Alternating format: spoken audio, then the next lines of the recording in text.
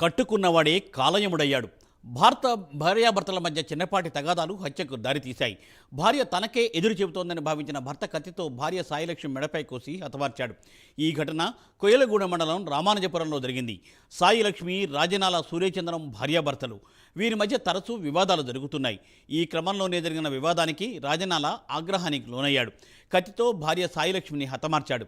రాజనాలను పోలీసులు అదుపులోకి తీసుకుని విచారిస్తున్నారు.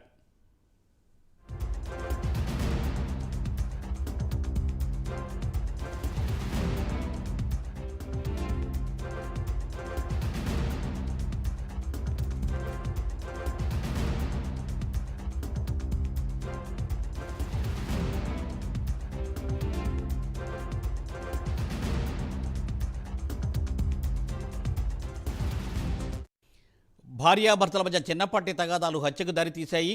భార్య తనకే ఎదురు చెబుతోందని భావించిన భర్త కత్తితో భార్య సాయిలక్ష్మి మెడపై కోసి హతమార్చాడు. ఈ ఘటన కొయ్యలగూడ మండలం రామానుజపురంలో జరిగింది. రాజనాల, సాయిలక్ష్మి భార్యాభర్తలు. వీరి మధ్య తరచూ వివాదాలు జరుగుతున్నాయి. ఒక చిన్న వివాదానికి ఆగ్రహానికి లోనైన రాజనాల భార్యను సాయిలక్ష్మిని హతమార్చాడు. దీనిపై మరింత సమాచారాన్ని మా ప్రతినిధి రాంబాబు అందిస్తారు. రాంబాబు. థ్యాంక్ యూ మూర్తి.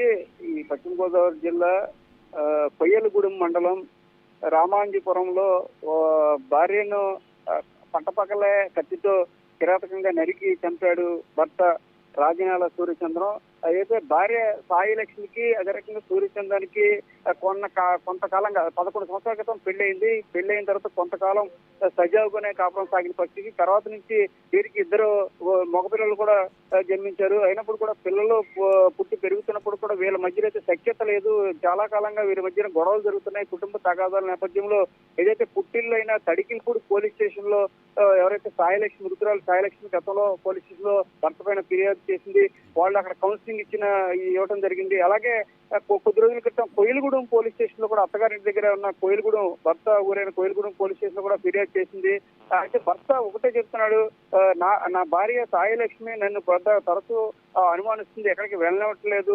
అదే రకంగా పోలీస్ స్టేషన్ లో పోలీస్ స్టేషన్ లో కేసు ఫిర్యాదు చేస్తుంది. నా మాట అయితే పోలీసులు వింటలేదు, మహిళ కాబట్టి ఆవిడ మాట వింటున్నారని కూడా కొంత అసహనంగా ఉన్నట్టు కూడా స్థానికులు అయితే చెబుతున్న పరిస్థితి.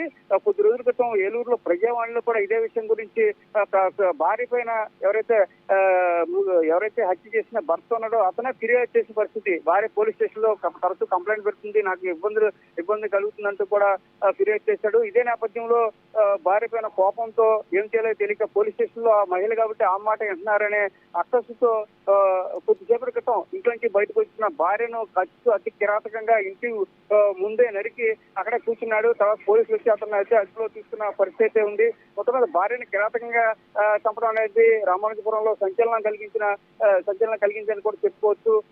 ఇతను ఎవరైతే రాజనాల సూర్యచంద్ర ఉన్నారో అతను పోలీసులు అయితే అదుపులోకి తీసుకున్న పరిస్థితి. ఇప్పుడు అతను కొయ్యలగూడెం పోలీస్ స్టేషన్ లో ఉన్నట్టుగా సమాచారం. Thank you Rambabu. Thanks for update.